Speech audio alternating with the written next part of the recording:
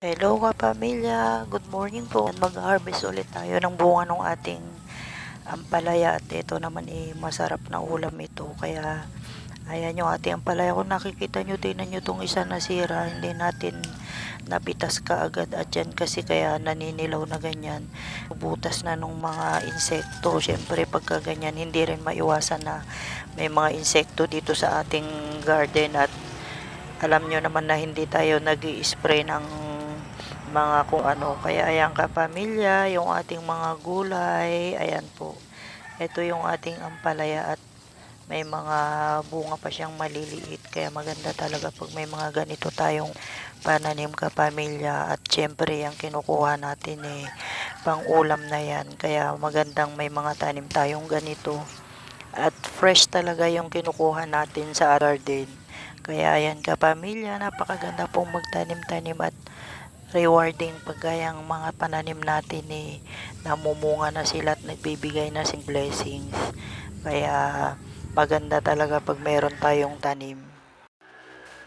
Hello po, kamusta po ang lahat? Ayan, nandito po tayo sa ating garden at mamimitas po tayo ng ating okra at ating okra ay malaking pakinabang dito sa ating garden at marami na tayo napitas na bunga ng ating okra. Ayan po yung ating okra kapamilya.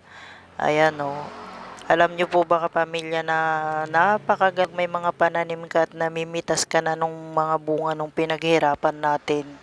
At yan naman talagang fresh mong kakainin dahil yung mga bunga ng ating mga pananim. Siyempre sigurado kang safe kainin. Kaya ayan kapamilya, maganda po talaga pagka may mga tanim tayong ganito.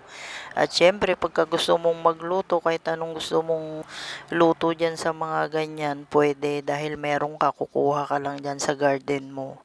Kaya ayan, nakakalibang pong magtanim dito sa ating mga garden at lalo na pagka ganyang nag-harvest na po tayo. Ayan yung pinakamagandang pagka nagtatanim tayo, yung mamimit ka na ng bunga ng ating pananim. Kaya napakasarap sa pakiramdam pagka nagtatanim ka na pinipitas mo na yung mga bunga ng pinaghiran. At yan malaking tipid. Kaya lagi kong sinasabi na magtanim at malaking tipid. Ayan kapamilya. Hello po kapamilya. Good morning po. Ayan po yung ating sili kapamilya. At yan, nag-harvest na naman po tayo ng ating mga pananim at yan ang kinabang dito sa ating garden. At yan o, tingnan nyo, napakasarap pong mag-harvest ng mga bunga ng ating sili at lalo na napakarain niyang mamunga ngayon lalo na pagka ganitong tag-ulan. Ang mga sili pala pagka ganyang nag-uulan, makapal din yung kanilang mga at bulaklak. Kaya ayan, maganda po talagang itanim ito at ito naman napakatagal ng buhay. Kaya itong mga ganitong sili, isa din yan sa magandang itanim. At yan naman, basta diligan lang ng maayos at maganda yung lupa niya. Maganda rin pong mamunga at napakakapal po yung mga bulaklak nila lalo na po ngayon na nag-uulan. Kaya napakaganda pong itanim nito.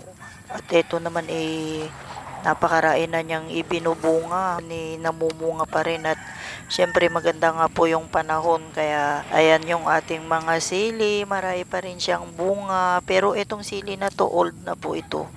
Kasi may second batch po tayo ng ating sili. Pero ang sili pagkagal pa lang mas marami siyang bumunga. Kaya ayan, napakaganda talagang itanim itong ating sili. Thank you.